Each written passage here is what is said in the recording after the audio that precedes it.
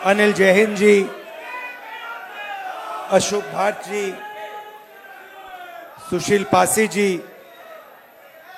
न्याजी नदीम जी, रविकांत जी, are के साहू जी, राजेश सचान जी, Frank हजूर जी, मीना कोटवाल जी, Subhashini Yadav ji, Congress party के senior नेता, सिविल सोसाइटी के लीडर्स, मेंबर्स, मित्रों, आप सबका यहां बहुत बहुत स्वागत, नमस्कार।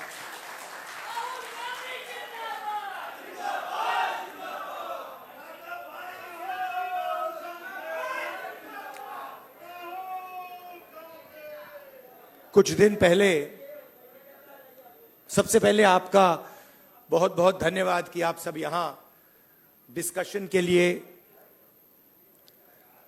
आए, मेरी बात सुनने आए। इसके लिए आपको पहले ही मैं धन्यवाद करना चाहता हूं।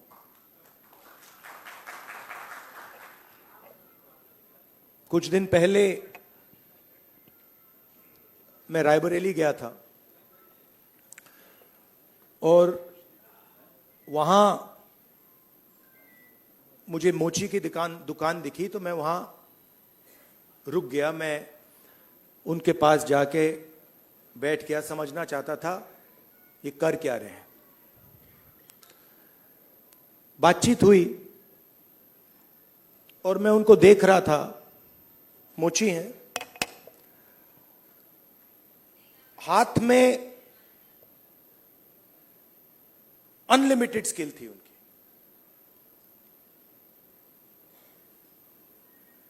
मतलब 30-40 साल का एक्सपीरियंस था। मैंने वो जूता लिया, मैंने बनाने की कोशिश की, वो मतलब सवाल ही नहीं उठता। मतलब मुझे 1-2 साल लग जाएंगे मतलब शुरू करने में। बातचीत हुई,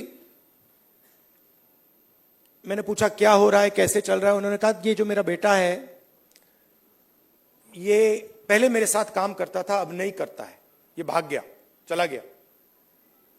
तो मैंने कहा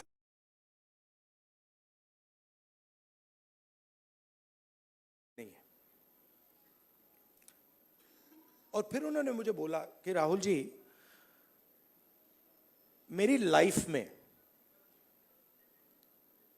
सिर्फ एक व्यक्ति ने, मेरे पिता ने मेरी रिस्पेक्ट की है और किसी ने मेरी रिस्पेक्ट नहीं की। और ये सब लोग मेरा मजाक उड़ाते हैं। तो मैंने कहा, उनसे कहा कि तुम्हें मालूम कैसे कि मजाक उड़ाते हैं? नहीं, कभी कभी तो मुझे सीधा बोल देते हैं और कभी कभी दूसरे लोग मुझे आके कहते हैं। मैं जब जा रहा था, मैं सोच रहा था इतना हुनर है, इतनी स्किल है और किसी से इनको इज्जत नहीं मिल रही। और ऐसे हजारों लोग हैं। और ये हिंदुस्तान में हर रोज हो रहा है। इस देश में हुनर की इज्जत है ही नहीं। जिसके पास स्किल है, जिसके पास हुनर है, जो काम करना जानता है, उसकी इज्जत है ही नहीं। रियलिटी है ये देश की। और ये सारे के सारे जो नेटवर्क्स हैं, 21वीं सदी में हम इसको नेटवर्क कह सकते हैं। चाहे ये बढ़इयों का नेटवर्क हो, मोचियों का नेटवर्क हो, धोबियों का नेटवर्क हो, इन सब में बहुत गहरी स्किल छुपी हुई है। हाथ मिलाने से पता लग जाता है। आप धोबी से हाथ मिलाइए, वो ऐसा दबाता है, हवा निकल जाती है। मैंने किया है। वो जैसे पकड़ता है, ऐसे लगता है कि भैया 10-15 लोगों ने पकड़ लिया हाथ। आप बढ़ई का हाथ पकड़िए, उसमें दिख जाता है।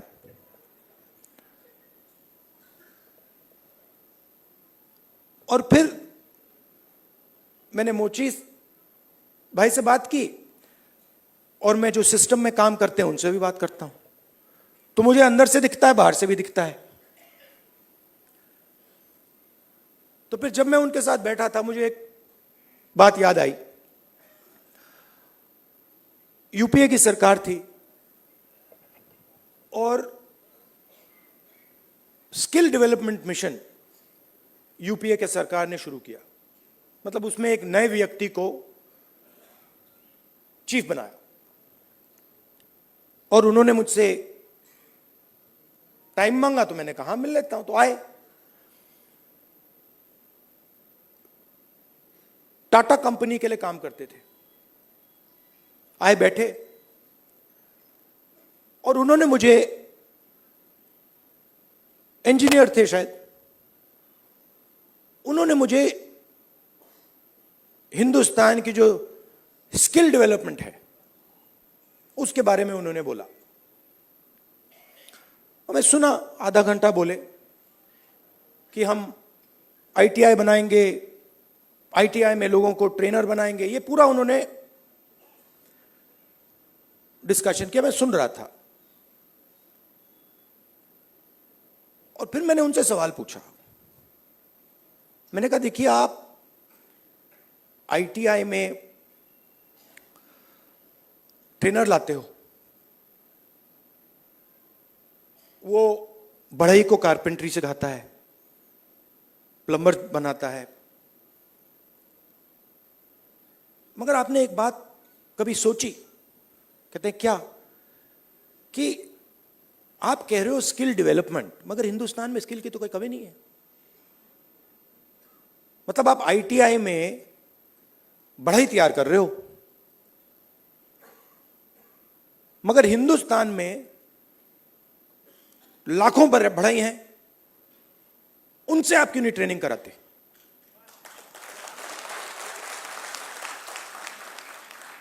तो ये थोड़ा चौंक गए।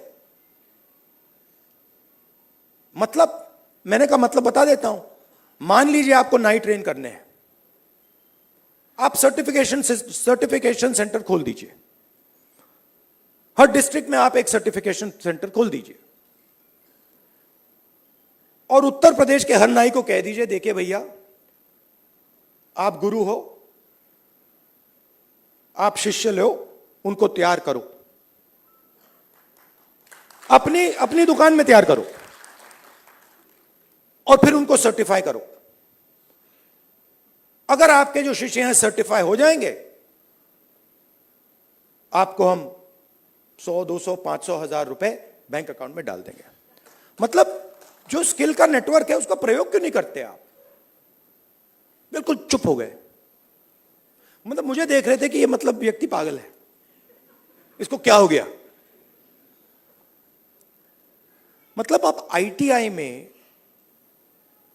अच्छा मजे की बात बताऊं, ये जो हमारे ये मोची भाई हैं, इन्होंने मुझे बोला कि राहुल जी, मोदी जी ने नया प्रोग्राम शुरू किया, मुझे वहां बुलाया, मैं गया और फिर मुझे कहते हैं कि आपकी ट्रेनिंग कराएंगे। राहुल जी, मैं तो 40 साल से मोची का काम कर रहा हूं। सुनो, मैं वहां गया, वो जो उनका ट्रेनर था उसको मैं सिखा के आ गया।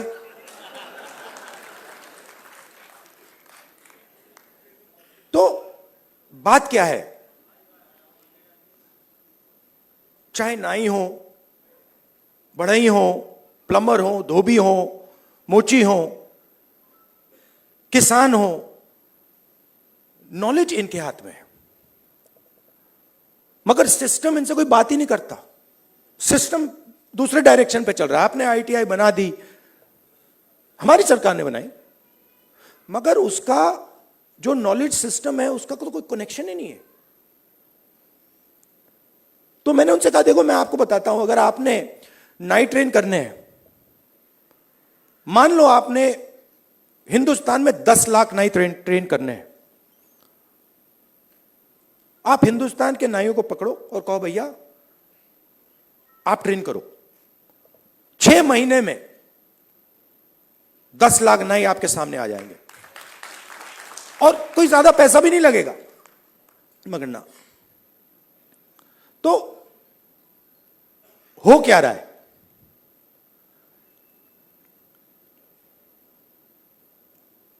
गाड़ी का इंजन होता है ना, उसमें सिलेंडर होते हैं। मोटरसाइकिल में कभी 1 सिलेंडर होता है, 2 सिलेंडर की होती है, ट्रक 8 सिलेंडर की, 10 सिलेंडर की होती है। हिंदुस्तान में मान लो हिंदुस्तान के इंजन में 10 सिलेंडर है, काम सिर्फ 1 सिलेंडर कर रहा है। मतलब 90% लोग बाहर बैठे हुए हैं और देख रहे हैं, और उनकी सिस्टम में कोई भागीदारी नहीं। उनके सिलेंडर में ना पेट्रोल मिलता है, ना मेंटेनेंस होती है, ना कोई चेकिंग होती है। एक सिलेंडर छोटा सा टक टक टक टक टक टक टक टक चल रहा है। कह रहे हैं भैया दुनिया में, और कहते हैं भैया सुपर पावर बन जाएगा। कैसे सुपर पावर बन जाएगा? 90% लोग सिस्टम के बाहर बैठे हुए हैं, हुनर उनके हाथ में है, स्किल उनके हाथ में है, ज्ञान उनके हाथ में है, उनका कोई कनेक्शन ही नहीं है। तो इसीलिए हमने जाति जनगणना की बात उठाई है। और थोड़ा कंफ्यूजन है। देखिए, बीजेपी के लोग कह रहे हैं कि भैया देखो हम जाति जनगणना करेंगे, उसमें ओबीसी का सेक्शन दे देंगे। जाति जनगणना, सबसे पहले सिर्फ वहां ओबीसी लिखना का कोई मतलब नहीं है। अलग कम्युनिटीज हैं, हम हर कम्युनिटी की लिस्ट चाहते हैं। पहली बात। दूसरी बात, हमारे लिए यह सिर्फ सेंसस नहीं है, हमारे लिए यह पॉलिसी मेकिंग का फाउंडेशन है, मतलब नींव है। और हम सिर्फ जाति जनगणना की बात नहीं कर रहे हैं। मैं यहां क्लियरली कहना चाहता हूं, जाति जनगणना से सिर्फ आबादी पता लगेगी, वो बहुत जरूरी कदम है, क्योंकि भागीदारी से पहले आबादी के बारे में पता होना पड़ेगा, क्योंकि भागीदारी तक हम बिना आबादी के तो पहुंच ही नहीं सकते। मगर आबादी लास्ट कदम नहीं है। आप यह मत सोचिए कि आइडिया यह है कि भैया जाति जनगणना हो गई, उसमें सबकी गिनती हो गई और बात वहां खत्म हो जाएगी। नहीं, यह मेरा विजन नहीं है। यह पहला कदम है। मेरा विजन है कि हिंदुस्तान में धन किस प्रकार से बांटा जा रहा है।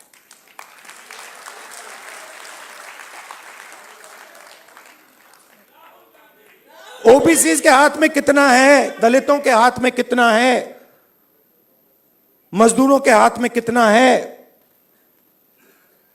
पहली बात। दूसरी बात, हिंदुस्तान के जो इंस्टीट्यूशंस हैं, ब्यूरोक्रेसी हो, जुडिशरी हो, मीडिया हो, इसमें इन लोगों की कितनी भागीदारी है। मतलब हम यह समझना चाहते हैं कि कॉन्स्टिट्यूशन ने कहा था कि एक व्यक्ति को 1 वोट मिलेगा, मतलब सारे के सारे हिंदुस्तान के जो सिटीजन्स हैं वो समान है, एक जैसे हैं। तो हम ये पूछ रहे हैं कि अब 70 साल हो गए,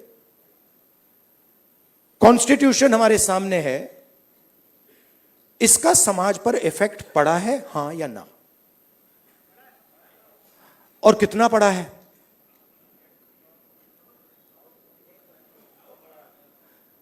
पड़ा है।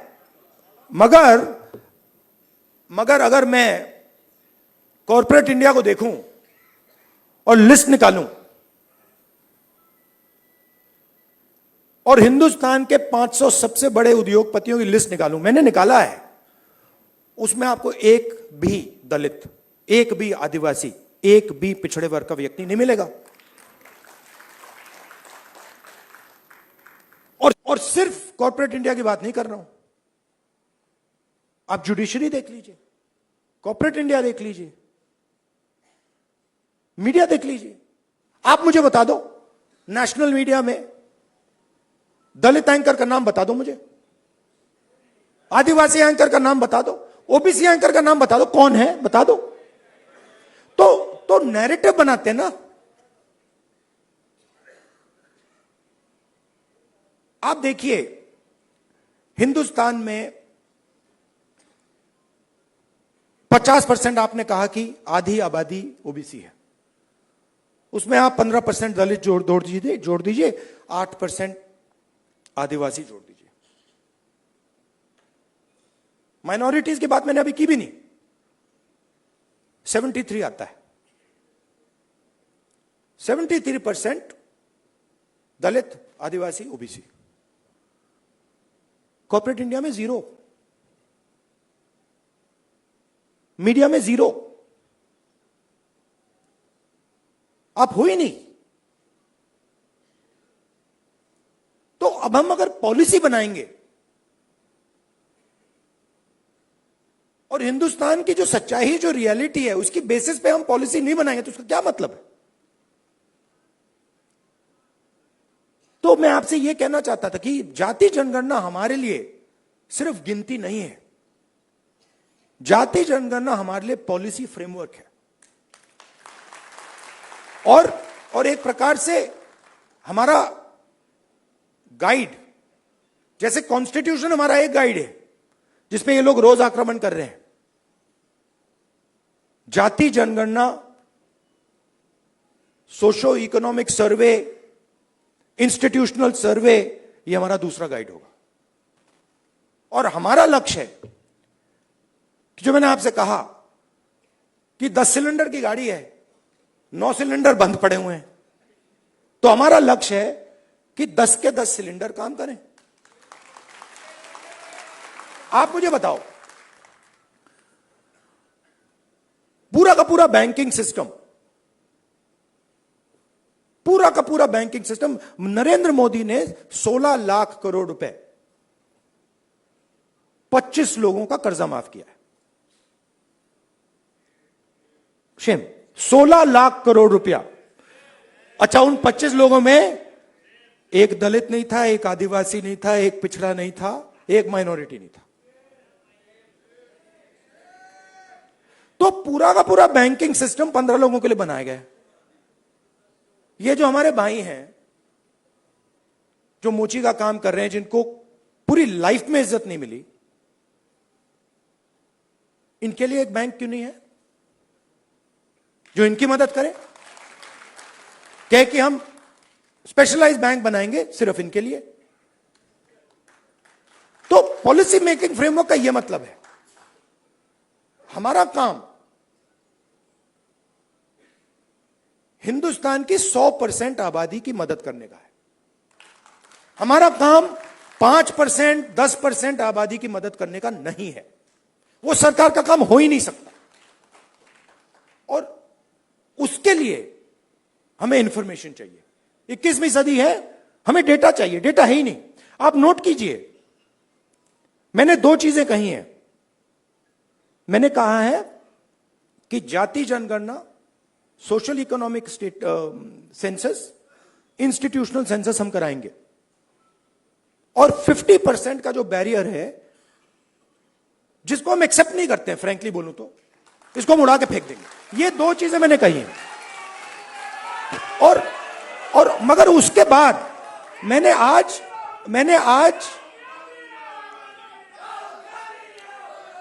तक, सुनिए, आज तक उसके बाद हम क्या करेंगे मैंने नहीं बोला है, क्योंकि पहले मैं चाहता हूं कि हमारे सामने डेटा हो कि भैया इतने दलित हैं, हिंदुस्तान के इंस्टीट्यूशन में उनकी इतनी भागीदारी है। रिजर्वेशन की बात होती है मगर चांस नहीं मिलता। सच्चाई है, सब जानते हैं।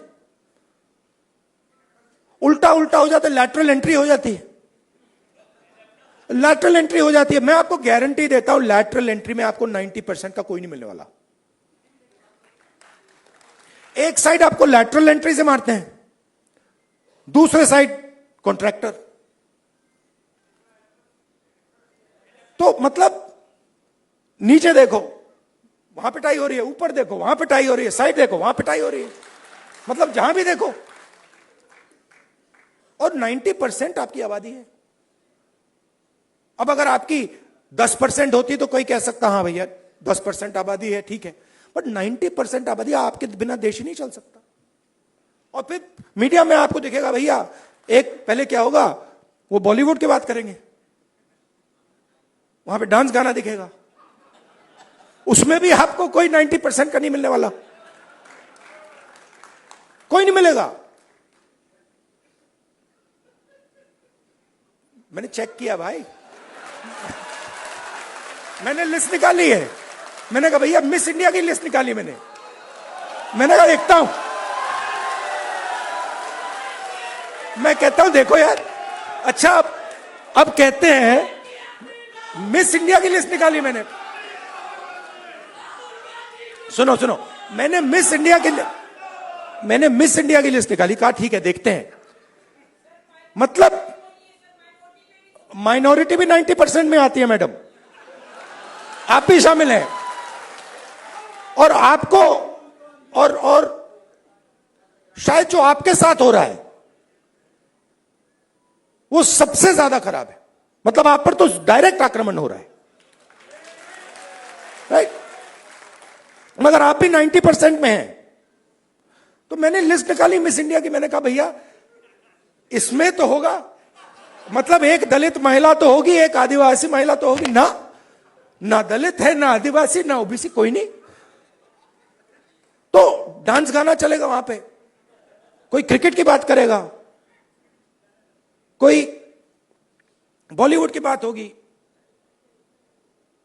किसानों की बात नहीं होगी, मजदूरों की बात नहीं होगी। आपने कभी मीडिया में मोची का इंटरव्यू देखा है? बस मेरे चैनल पे आ रहा है और किसी चैनल पे नहीं आ रहा। आप चाहे मोची हो, बढ़ई हो, प्लम्बर हो, धोबी हो, कभी नहीं दिखेंगे। और ये देश को चलाते हैं लोग। और फिर मीडिया में कहते हैं भैया मोदी जी गले लग गए, सुपर पावर बन गया। कभी वो यूक्रेन भागेंगे, कभी रूस भागेंगे, वो कभी गले लगेंगे, और फिर भैया सुपर पावर बन गया, सुपर पावर बन गया। मतलब कैसे बन गया? 90% लोग मतलब शामिल ही नहीं है उसमें, बेरोजगार हैं, भूख लग रही है। तो पूरा का पूरा मतलब डिस्कशन वही 10-15 लोगों में होता है, वही एंकर हैं, वही एक्सपर्ट हैं, वो 5-6 लोग हैं, वही बात बोलते रहते हैं एक दूसरे से, और बाकी हिंदुस्तान देखता रहता है। इसलिए ऐसे डिस्कशन बहुत जरूरी है कि भाई 90% क्या सोच रहा है, क्या हो रहा है, क्या इश्यूज हैं, क्या मुद्दे हैं। अच्छा, आप एक और बात नोट कीजिए, किसी की टांग टूटती है, वो कहता है भैया मैं अस्पताल में जाके एक्सरे करना चाहता हूं। कभी कोई उससे कहता है नहीं करो एक्सरे? कभी नहीं, कोई नहीं कहेगा ना कि भैया एक्सरे मत करो। वो चिल्ला रहा है कि भैया मेरी टांग टूटी है, लोग कह रहे नहीं एक्सरे मत करो, नहीं। बट यहां ये हो रहा है, मैं कह रहा हूं जाति जनगणना करना है, एक्सरे करना है, सारी मीडिया वाले कह रहे हैं नहीं करना है। क्यों नहीं करना है? मतलब हमने उसके बाद एक शब्द नहीं बोला क्या करेंगे, हमने सिर्फ यह बोला कि भैया हमें डेटा चाहिए। दलित कितने हैं, आदिवासी कितने हैं, माइनॉरिटीज कितने हैं, जनरल कास्ट के लोग कितने हैं, गरीब जनरल कास्ट के लोग कितने हैं, और कौन सी संस्थाओं में बैठे हैं, बिजनेस में कितने हैं, बॉलीवुड में कितने हैं, मिस इंडिया में कितने हैं। बस हम पता लगाना चाह रहे हैं। सारे के सारे मीडिया वाले, मोदी जी कहते हैं नहीं भैया पता नहीं लगाओ, देश को बांट रहे हो। भाई 90% की हम बात कर रहे हैं, आप कह रहे हो देश को बांट रहे हैं। कैसे देश को बांट रहे हैं? मतलब हम सिर्फ ये कह रहे हैं कि भैया 90% लोगों के पास भागीदारी है, हां या ना चेक करो। कहते नहीं देश को बांट रहे हो। तो जो भी संस्थाएं हैं, इलेक्शन कमीशन हो, मीडिया हो, फ्री मीडिया हो, जुडिशरी हो, ये सारी की सारी संस्थाएं कहां से आई? ये इधर से आई। आप इसको मिटा दो तो हिंदुस्तान में एक संस्था नहीं बचेगी। कोई इलेक्शन कमीशन नहीं बचेगा, कोई रिजर्वेशन नहीं बचेगा। जो आपने कहा कि कॉन्स्टिट्यूशन से फायदा मिला, वो 5-10 साल में सब खत्म हो जाएगा। तो जाति जनगणना जो है वो इसको मजबूत करने का काम है। ये आप समझिए, कॉन्स्टिट्यूशन की रक्षा हम कर रहे हैं जाति जनगणना के थ्रू। क्यों? क्योंकि इसको 10% ने नहीं बनाया है, इसको 100% ने बनाया है। और मैं यह भी कहना चाहूंगा कि इसकी सबसे ज्यादा रक्षा आप लोग करते हो। इसकी रक्षा गरीब करते हैं, किसान करते हैं, मजदूर करते हैं, दलित, आदिवासी, पिछड़े लोग, गरीब, जनरल कास्ट के लोग इसकी रक्षा ये करते हैं। अदानी जी इसकी रक्षा नहीं करते।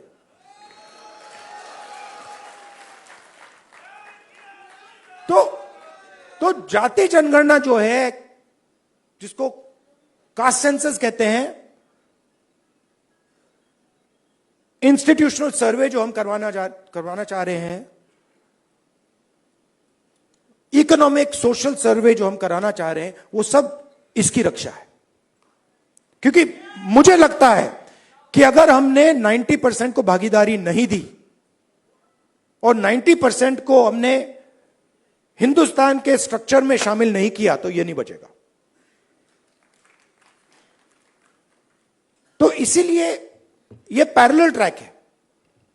मुझसे किसी ने पूछा, आप संविधान की बात कर रहे हो और आप जाति जनगणना की बात कर रहे हो और आप रिजर्वेशन को 50% से बढ़ाने की बात कर रहे हो। मैंने कहा ये तीनों एक ही चीज है। ये दोनों जो चीजें हैं इसको बचाने की है।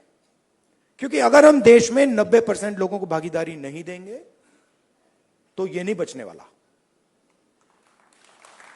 और हमारा लक्ष्य इसको बचाने का है। ये हिंदुस्तान के गरीब लोगों का प्रोटेक्शन है, किसानों का, मजदूरों का ये प्रोटेक्शन है। इसके बिना, जैसे पहले होता था राजा महाराजा के टाइम में, जो मूड में आता था कर देते थे। वो मोदी जी मॉडल चलाने की कोशिश कर रहे हैं, महाराजा वाला, वो शहंशाह वाला मॉडल। हमने मोदी जी को यह करवा दिया।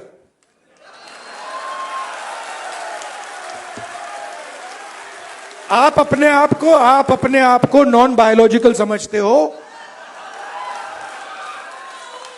आप अपने आप को नॉन बायोलॉजिकल समझते हो। आप अपने आप को डायरेक्ट भगवान के साथ कनेक्शन समझते हो। Wrong number. Wrong number. चुनाव के एकदम बाद ये मैंने कहा, देखो हिंदुस्तान के किसानों ने, मजदूरों ने सिर झुकवा के कॉन्स्टिट्यूशन से मत्था लगवा दिया। और ये काम हम नहीं कर रहे हैं। आप मत सोचिए कि राहुल गांधी और ये सब लोग ये काम कर रहे हैं। नहीं, ये हिंदुस्तान के अंदर से आवाज आ रही है। हम उस आवाज को सुन रहे हैं बस। और ये जो स्ट्रेंथ है, जो शक्ति है, ये हिंदुस्तान के अंदर से आ रही है, हिंदुस्तान के गरीब लोगों से आ रही है, और इसको कोई रोक नहीं सकता। अब अगर कोई सोचे, मैं आपको बता देता हूं, पॉलिटिकल बात बता देता हूं, आप लिख लो। अगर कोई सोचे कि जाति जनगणना को रोका जा सकता है या 50% बैरियर को रोका जा सकता है, मैं आपको बता रहा हूं वो सपने देख रहा है। ये होगा ही होगा, इसको रोका नहीं जा सकता है। ना जाति जनगणना रोकेगा, ना सोशो इकोनॉमिक सर्वे रोकेगा, ना इंस्टीट्यूशनल सर्वे रोकेगा, ना 50% का बैरियर रहेगा। ये तीन सारे के सारे उड़ेंगे, क्योंकि हिंदुस्तान की जनता ने ये मन बना लिया है। ऑर्डर आ गया है, जनता से ऑर्डर आ गया है। अब आपको प्रधानमंत्री जी को यह बात एक्सेप्ट कर देनी चाहिए और ऑर्डर लागू कर देना चाहिए, और अगर नहीं करेंगे तो फिर दूसरे प्रधानमंत्री करेंगे। आपके साथ देखिए, मैं आपको अंत में एक बात बताना चाहता हूं। देखिए, मैंने अब 2004 से मैं पॉलिटिक्स कर रहा हूं, ठीक है, और एक प्रकार से काफी सीखने को मिला मुझे। बीजेपी वालों ने मुझे तंग किया, डिस्टर्ब किया, उनको मैं गुरु मानता हूं कि इन्होंने ही मुझे सिखाया, इनके बिना मैं नहीं सीख सकता था। मैं बता रहा हूं, आप लोग नहीं सिखाते मुझे, आप लोग मुझसे प्यार करते हो, आप नहीं सिखा सकते। उन्होंने मुझे सिखाया, तो वो एक प्रकार से मुझे उन्होंने डायरेक्शन दी, भैया क्या नहीं करना है, उधर देखो, वो नहीं करना। तो एकदम मुझे पता लग जाता है, मैं सुबह उठता हूं, क्या नहीं करना, उधर देखता हूं, अच्छा वो नहीं करना, ऑटोमेटिक है। वो मेरी ओर देखते हैं, कहते हैं भैया क्या नहीं करना, वो राहुल गांधी कर रहा, मत करो। तो ये तो बिल्कुल मतलब पता नहीं आइडियोलॉजिकल है, खून की पता नहीं कौन सी लड़ाई है, बट ये मतलब शायद पता नहीं कब से चल रही है और ये खत्म नहीं होगी। मगर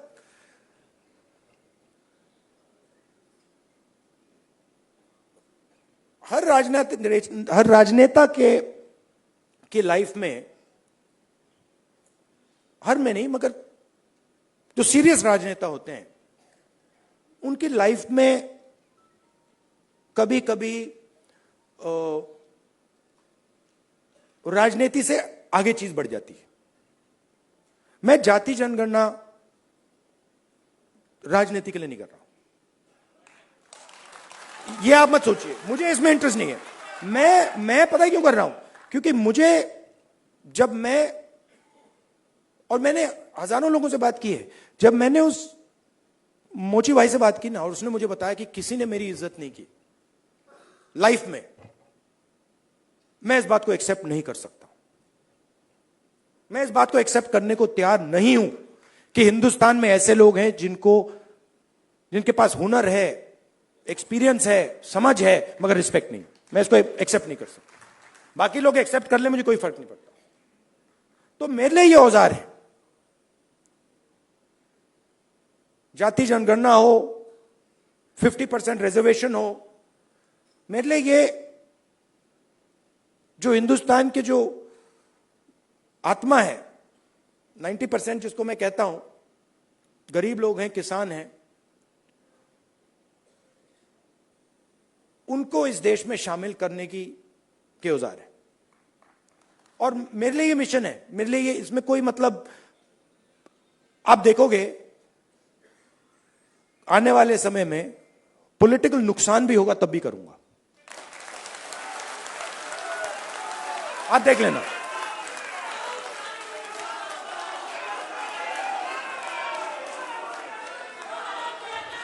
तो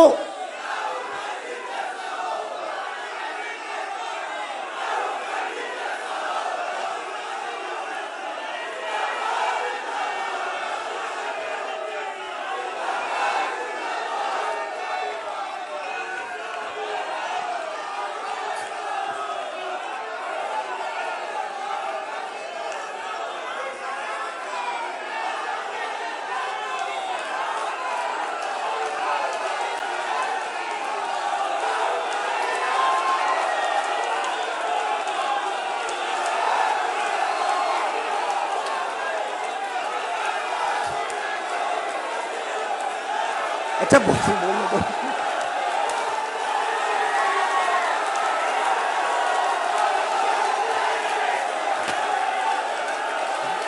बोलने तो दीजिए।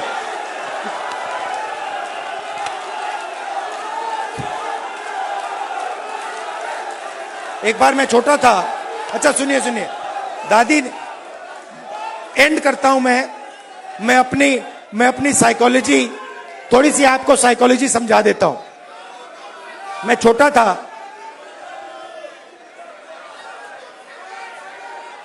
सुनिए सुनिए, थोड़ी सी मैं आपको, तो हुआ क्या, एक दिन एक जर्नलिस्ट आए मेरे पास। Love you brother. एक जर्नलिस्ट आए मेरे पास, सीनियर जर्नलिस्ट हैं, तो आप वो मेरे पास आए। जो मैंने आपको अभी बोला ना, नुकसान हो जाएगा तो भी करूंगा, तो उसको समझा रहा हूं। तो सीनियर जर्नलिस्ट आए, बैठे मेरे पास, उन्होंने कहा राहुल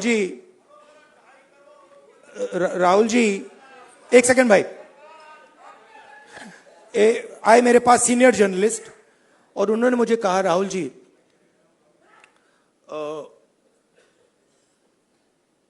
मैं, पाकिस्तान के नेता थे, पता नहीं मुशर्रफ थे या नवाज शरीफ थे, मैं उनको बहुत अच्छी तरह जानता हूं, उन्होंने मुझे कहा। तो मैंने कहा, तो उन्होंने कहा कि मैं उनसे जाके मिला, और मैंने उनसे कहा कि देखिए, अगर आपने हिंदुस्तान और पाकिस्तान के बीच में पीस करवा दी तो बहुत अच्छा होगा। तो फिर उस व्यक्ति ने, पता नहीं मुशर्रफ था या कौन था, मुशर्रफ ने कहा क्यों? और जर्नलिस्ट ने कहा कि क्योंकि अगर आप हिंदुस्तान और पाकिस्तान के बीच में पीस करा दोगे तो सदियों के लिए लोग आपका नाम याद रखेंगे। लॉजिक ये थी। मैं सुन रहा था, मुझे बता रहे थे, मतलब कि आपको नाम याद रखवाने के लिए काम करना चाहिए। मतलब मैं सोच रहा था, और जैसे मैं सोच रहा था, सुन रहा था उनकी बात, मुझे एक बात और याद आई। यही सवाल मैंने दादी से पूछा था जब मैं छोटा था। मैं दादी के पास गया, मैंने कहा दादी,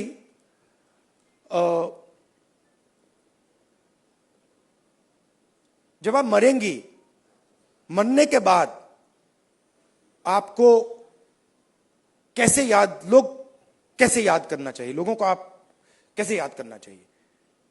दादी का जवाब पता है क्या था? मैंने कहा आप क्या चाहती हैं कि लोग आपको कैसे याद करें? हां, नहीं, उनका जवाब था मैं चाहती हूं कि याद ही ना करें।